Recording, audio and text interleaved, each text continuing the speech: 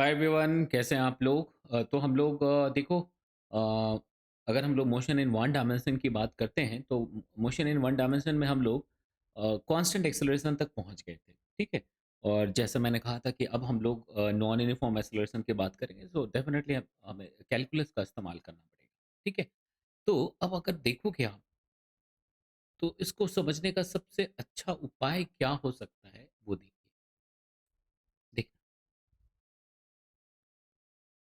आप ग्राफ से कहानी शुरू करो। मैं एक-एक पॉइंट समझाता जाता हूँ और आप हर एक चीज़ समझ पाओगे। और सबसे मज़ेदार चीज़ क्या है कि अगर आपने यहाँ पे कहानी समझ ली, तो इसका फ़ायदा बाकी के चैप्टर्स में मिलेगा अगर हम लोग ग्राफ़िकल कुछ एनालिसिस की बात करेंगे, कुछ ग्राफ़िकल रिप्रेज़ेंटेशन की बात करेंगे तो। ठीक है? तो आप शुरुआत करो वेलोसिटी टाइम से और ज़रा-सा सोचना कि क्या-क्या होगा।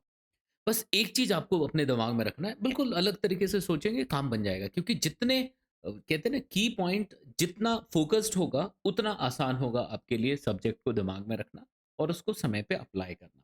ठीक है? तो एक ही चीज़ हमें ख़्याल रखना है कि भई एस को हम लोग वी इंटू टी लिखते हैं। एस को हम वी इंटू टी लिखते हैं, ये पक्की बात है। सॉरी। लेकिन ये तभी लिख सकते जब ये वी कांस्टेंट रहता है। जब ये v कांस्टेंट रहता है, तब हम s को v इंटू टी लिखते हैं। इसमें कोई दिक्कत ही नहीं। अब अगर मान लो कि भाई मैंने ऐसा लाइन खींच दिया, तब तो कोई प्रॉब्लम ही नहीं है, क्योंकि v एकदम से कांस्टेंट हो गया, तो ये बहुत एकदम से तुम्हारे फेवर वाली चीज हो गई, सीधे सीधे s निकाल लो जी। लेकिन अगर मैं कहूं कि नहीं भैया ये ऐसा है, तब भी तुम्हारे लिए ज़्यादा मुश्किल नहीं होगा, क्योंकि तुम कहोगे अच्छा अच्छा कांस्टेंट रेट से जा रहा है, तो v इंटू टी इसके नीचे का हमें एरिया ही तो निकालना है।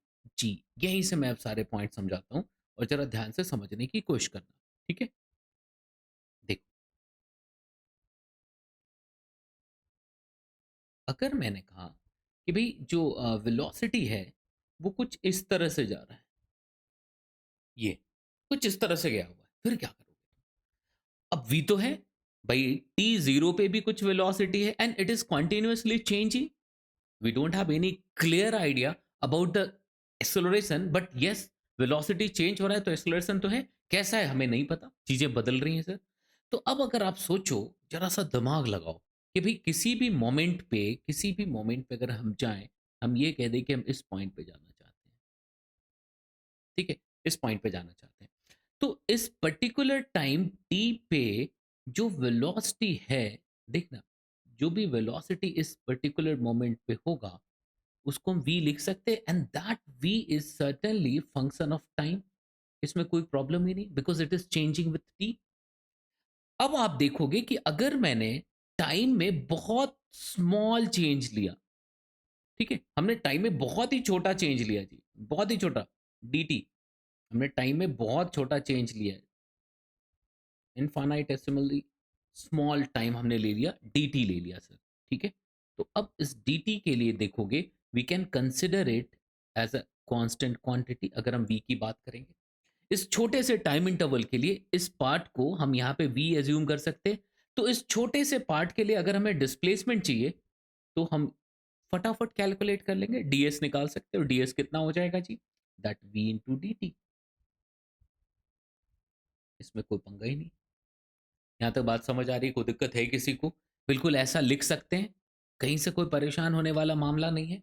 तो अगर तुमने ऐसा लिख दिया, तो अब यहाँ से ये टोटल जब भी डिस्प्लेसमेंट चाहिए होगा, तो हम इसको इंटीग्रेट कर सकते हैं क्या?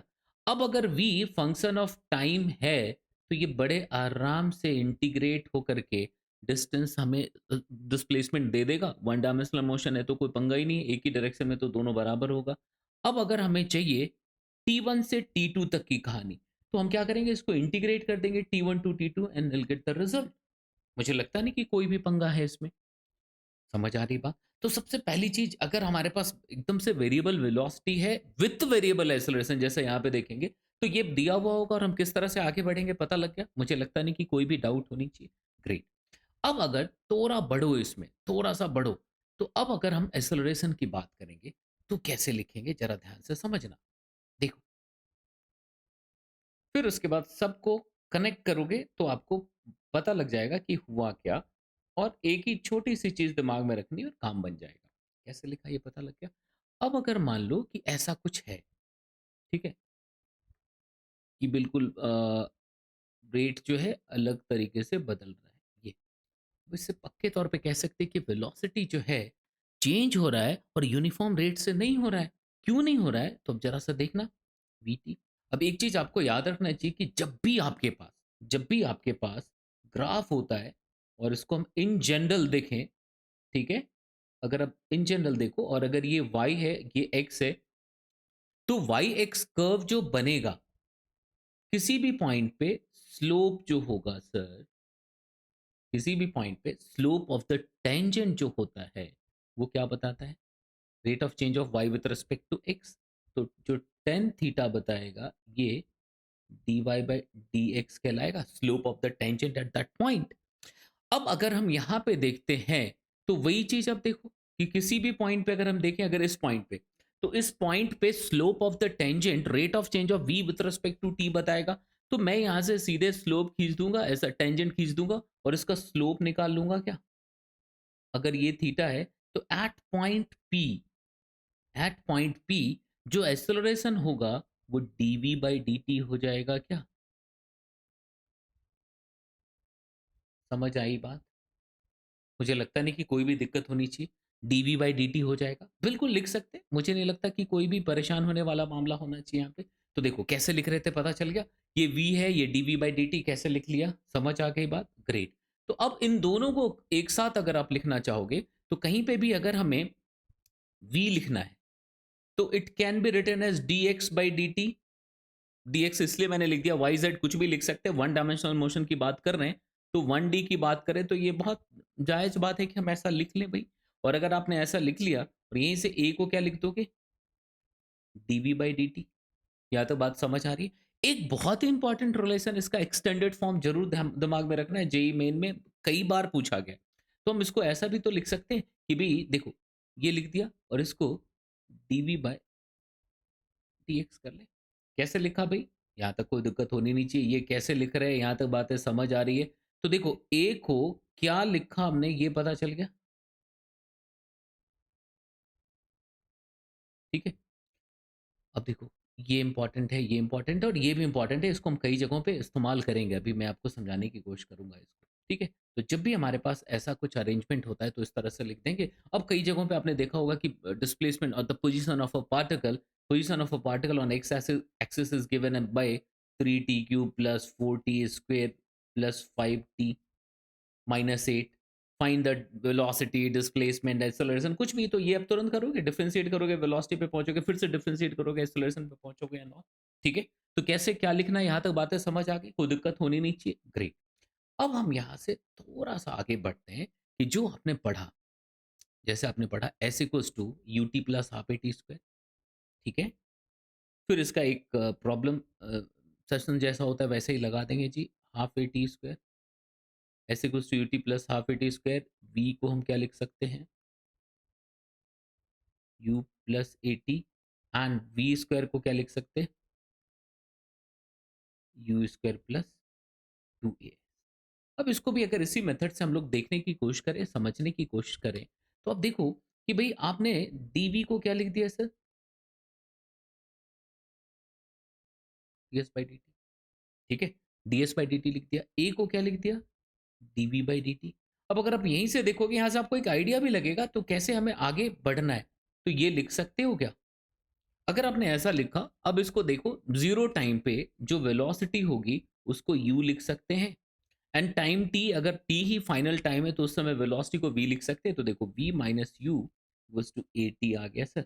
तो v equals to U plus A T. मुझे लगता नहीं कि कोई भी दिक्कत होनी चाहिए इसमें, बिल्कुल बात समझ आ गई, ग्रेट। अगर आप यहीं पे देखोगे, यहाँ तक बातें समझ आ रही है सबको, बहुत बढ़िया। अब अगर आप देखो तो मैं a को v dv by D x लिख सकता हूँ क्या? ए कांस्टेंट है, इस बात का ख्याल रखना कि भी हम इसकी बात कर रहे थे, जब यहाँ पे पहुंचे तो ये तीन इक्वेशन तभी वैलिड था जब ए कांस्टेंट था, और वही हमने किया हुआ है। तो अब अगर आप देखोगे तो यहाँ से V D V can be return as A into D X, ठीक है। अब देखो यहाँ से अगर देखोगे तो अब फिर से अगर हम इसको इंटीग्रेट करें तो डिस्प्लेसमेंट को 0 टू एस जाने दे, ठीक है? और इसको वेलोसिटी को हम कहाँ से कहाँ तक जाने दें? u to v। अब देखो ये क्या हो जाएगा सर, जब इंटीग्रेट होगा तो वी स्क्वायर बाई टू, ठीक है, वी स्क्वायर बाई टू आ जाएगा, तो देखो V square minus U square by two हो गया। अब देखो ये क्या हो जाएगा, ए इंटू एस। अब देखो यहाँ से V square equals to U square plus two A S आ गया, टू ए एस। इसमें कोई दिक्कत होनी नहीं चाहिए, ठीक है। अब इसी में अगर आप u की वैल्यू, v की वैल्यू पुट कर दो u प्लस एटी, तो हमारे पास ये आ जाएगा,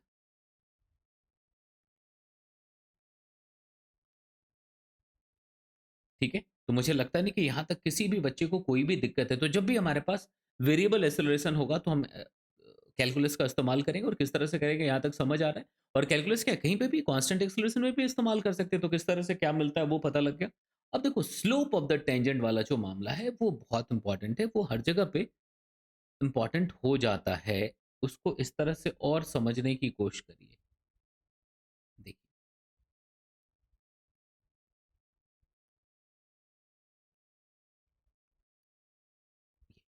अब अगर हम लोग, ये तो आपने लिखा है कि वेलोसिटी टाइम ग्राफ की अगर आपने बात की और ऐसा लिख दिया, मतलब ये डेफिनेटली कांस्टेंट एक्सेलरेशन की बात कर रहा है। ये पक्के तौर पे कांस्टेंट एक्सेलरेशन की बात कर रहा है, इसमें कहीं से कोई प्रॉब्लम नहीं है, ग्रेट। तो अगर ये कांस्टेंट एक्सेलरेशन की बात कर रहा है, तो यहाँ पे आपने देखा कि डिस्प्लेसमेंट चाहिए था, हम क्या करते थे, इसका एरिया निकाल लेते थे जी, ठीक है। इसके बाद वाला जो प्रॉब्लम वाला जो सेशन होगा वो बहुत इंपॉर्टेंट होगा, उसमें बड़े अच्छे क्वेश्चंस रखेंगे, क्योंकि अब मिक्स्ड क्वेश्चन पे काम किया जा सकता है।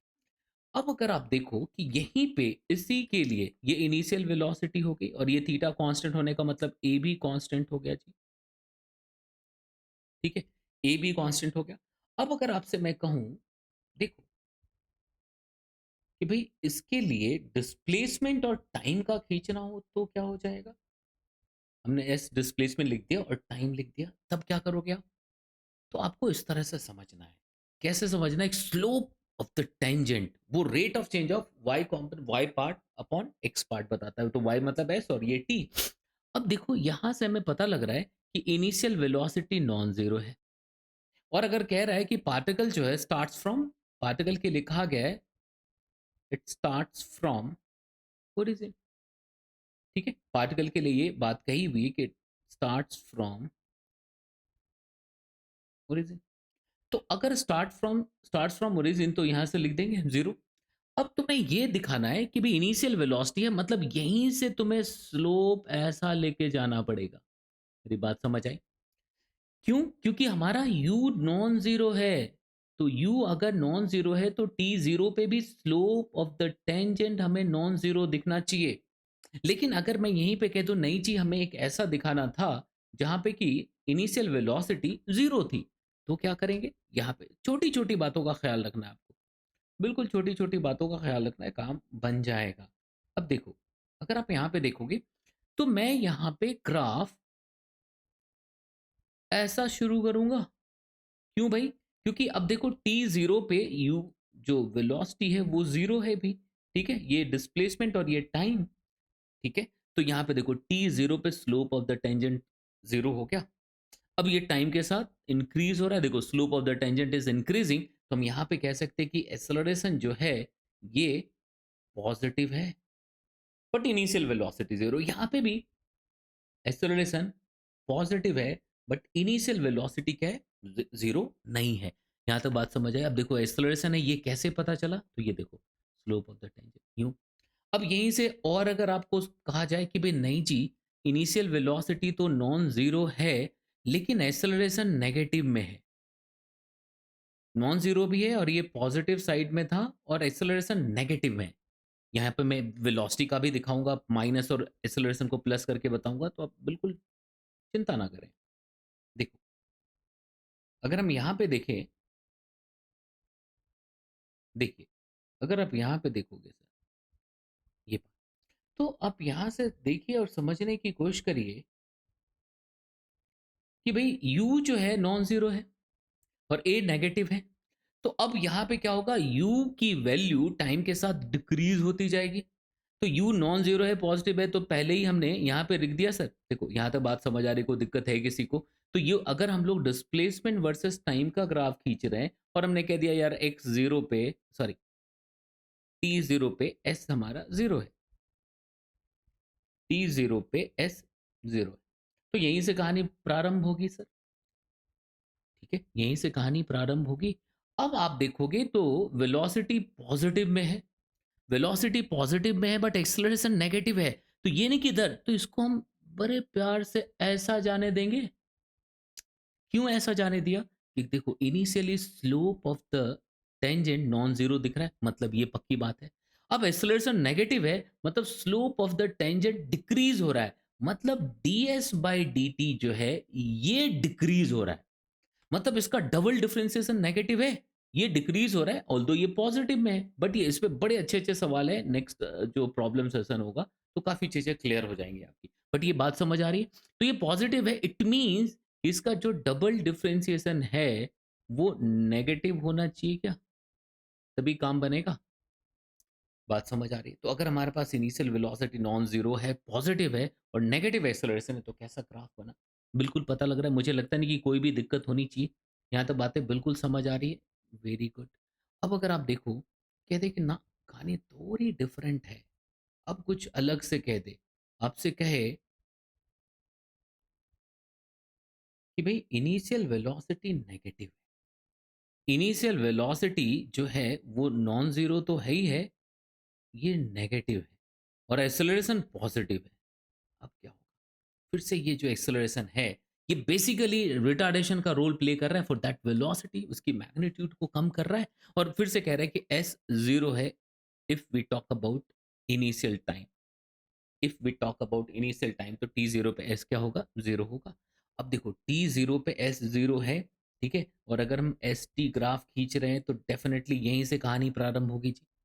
तो अगर यहीं से प्रारंभ होगी और वेलोसिटी नेगेटिव में है, मतलब स्लोप जो होना चाहिए सर, स्लोप क्या होना चाहिए? नेगेटिव में दिखना चाहिए। यहाँ पे देखो पॉजिटिव में दिख रहा था, और इसके वजह से जो डिस्प्लेसमेंट होगा वो भी नेगेटिव में आएगा। बट स्लोप का जो स्लोप ऑफ द जो टेंजेंट है उसका मैग्नीट्यूड डिक्रीज होना चाहिए, क्योंकि ये देखो ये नेगेटिव है और एक्सेलरेशन क्या है? पॉजिटिव। तो क्या मैं इसको यूं दिखा सकता हूं? देखो यहां से दिखाएंगे ये ऐसा, समझना। नेगेटिव में आया, डिस्प्लेसमेंट देखो नेगेटिव में जा रहा है। अब जरा सा सोचिए कि भी इनिशियली हमारे पास जो slope of the tangent at this point है वो नेगेटिव है, इट मींस कि नेगेटिव वेलोसिटी इंश्योर हो गई भी। अब एक्सेलरेशन पॉजिटिव है, मतलब उस माइनस वाले को कम करता जाएगा, तो देखो स्लोप ऑफ द टेंजेंट का मैग्नीट्यूड डिक्रीज होता जा रहा है। समझ आई बात? तो हमें बिल्कुल क्लियर आइडिया होना चाहिए कि हो क्या रहा है, क्लियर आइडिया होना चाहिए कि हो क्या रहा है। अब अगर मान लो एक सिचुएशन ऐसा दे दे कि भाई यू नॉन जीरो है, यू जो है वो नॉन जीरो है एंड पॉजिटिव है, और एक्सेलरेशन जो है वो नेगेटिव है, फिर क्या हो सकता है? तो अब देखो लंबे समय के बाद अगर हम देखें तो क्या होगा, और यहीं पे कोई कहते डिस्टेंस और टाइम का ग्राफ खींचना हो तब क्या हो जाएगा, तो दोनों बातों को समझ लेते हैं। तो अब अगर देखोगे इनिशियल वेलोसिटी पॉजिटिव और एक्सेलरेशन है, तो ये ऐसा होता जाएगा होता जाएगा। बेटा एक मौका तो आएगा जब वेलोसिटी जीरो होगी, जब वेलोसिटी जीरो होगी, ये वाला पॉइंट हो गया, ये इसी को टर्निंग पॉइंट कह दोगे आप, ये यहाँ पे ये टाइम जो है टर्निंग पॉइंट वाला हो गया। यहाँ पे वेलोसिटी क्या होगी? जीरो। लेकिन acceleration is still acting towards negative axis, तो ये क्या होगा, अब उसकी वेलोसिटी को नेगेटिव डायरेक्शन में बढ़ाने लग जाएगा। तो देखो ये ग्राफ ऐसा चलने लग जाएगा और एक टाइम के बाद जीरो डिस्प्लेसमेंट पे भी पहुंचेगा। बात समझ आ रही है? ये कैसे चल रहा है ये पता चला। तो ये देखो डिस्प्लेसमेंट वर्सेस टाइम का ग्राफ हुआ। लेकिन अगर कोई कह दे नहीं जी यहीं पे डिस्टेंस वर्सेस टाइम का ग्राफ कैसा होता, तो क्या करते आप? अगर यहीं पे कहते कि भाई डिस्टेंस वर्सेस टाइम, तो अभी आपको स्लोप का आइडिया लगे, तो नेक्स्ट जो इसमें प्रॉब्लम वाला सेशन होना है उसमें ज्यादातर ग्राफ के अच्छे सवाल लेकर के ग्राफ के सारे कॉन्सेप्ट्स को सही करा दिया जाएगा। देखो यहां तक तो ठीक आएगा, लेकिन डिस्प्लेसमेंट कभी, यहाँ डिस्टेंस कभी डिक्रीज नहीं हो सकता, तो ये जैसे ज़ीरो वेलोसिटी वाली थी, फिर स्पीड तो बढ़ती जाएगी ना सर, तो इसको यहीं से यूँ उठा देंगे क्या? अब देखो स्लोप ऑफ द टेंजेंट पहले घटा, फिर बढ़ना शुरू हुआ because we are talking about speed because we have that this distance time graph. बात समझ आ रही? तो मुझे लगता नहीं कि कोई भी दिक्कत यहाँ से होगी किसी भी बच्चे को। अब अगर आपसे ये कह दिया जाए कि एक v और x का ग्राफ है भाई, ठीक है? ज़रा सोचो, ये, ये v है और ये x है। ये v और x है और ये कुछ मान लो ऐसा है। अब एक्सेलरेशन के बारे में क्या कह सकते हैं आप? कि कांस्टेंट एक्सेलरेशन है ऐसा बोल सकते? कांस्टेंट एक्सेलरेशन है ऐसा बोल सकते क्या? इसको मैं थोड़ा-सा पहले और सिंपल करके देता हूँ, फिर आगे बढ़ते हैं हम लोग। ये दे दिया सर, ठीक है? अब देखो यहाँ पे अगर आपसे एक्सेलरेशन के बारे में पूछा गया तो आप क्या कहोगे? अब देखो सिंपल तरीके से सोचो कि एक्सेलरेशन को हम v dv by dx भी लिख सकते हैं क्या? अब in this situation v remains constant. dv by dx क्या है? ये constant not v, dv by dx remains constant. तो अगर dv by dx कांस्टेंट रहता है, ठीक है? और v टाइम के साथ इंक्रीज हो रहा है, मतलब अब देखो ना सर, ये लीनियरली बढ़ रहा है और ये कांस्टेंट है, तो एक्सेलरेशन वर्सेस अगर x खींचना हो हमें, ठीक है? अगर हमें एक्सेलरेशन वर्सेस x खींचना हो, अच्छा 12th वाला कई बच्चे कह रहे थे वो भी जल्दी आज से ही शुरू करना था बट आज नहीं कर पाया, बट कल से कर लेंगे कि 12th क्लास वाला पार्ट जो इलेक्ट्रोस्टैटिक्स होगा। अगर ये खींचना हो तो देखो एक्सेलरेशन तो होगा ही होगा बिकॉज वी पॉजिटिव ऑलवेज है, ठीक है? डीवी बाई डी एक्स भी पॉजिटिव है और वी इंक्रीजिंग है, क्या मैं इसको भी ऐसा ही कुछ दिखा सकता हूँ क्या? क्योंकि वो भी लीनियरली बढ़ रहा होगा, dv by D x constant हो गया, ठीक है? और ये के इंटू एक्स हो गया, लिख सकते हैं बिकॉज ये, यहाँ तो बात समझ आ रही है, कोई दिक्कत होनी नहीं चाहिए। तो इस तरह से आप सोच सकते हैं कि कैसे क्या लिखना है ना? यहीं से कई बार जैसे किरोडोव का भी सवाल है जो उसमें मैंने दे रखा है, जो प्रॉब्लम वाला होना है। बट एक बार मैं वैसे ही बताने की कोशिश करूँ, तो देखो क्या होगा जी, मान लो कुछ ऐसा है, यूँ ऐसा आ रहा है। तो जब भी हमें क्या करना है, एवरेज वेलोसिटी लिखनी है। अगर मान लो ये पोजीशन और ये टाइम है और एवरेज लिखना है किसी भी 2 पॉइंट्स के बीच में, तो 2 पॉइंट्स के बीच में एवरेज लिखना है तो दोनों पॉइंट को कनेक्ट कर दो सीधे तुम, ठीक है? दोनों पॉइंट को कनेक्ट कर दो और जो थीटा आएगा, वहीं से tan थीटा निकाल दो। ये क्या हो जाएगा? Average speed,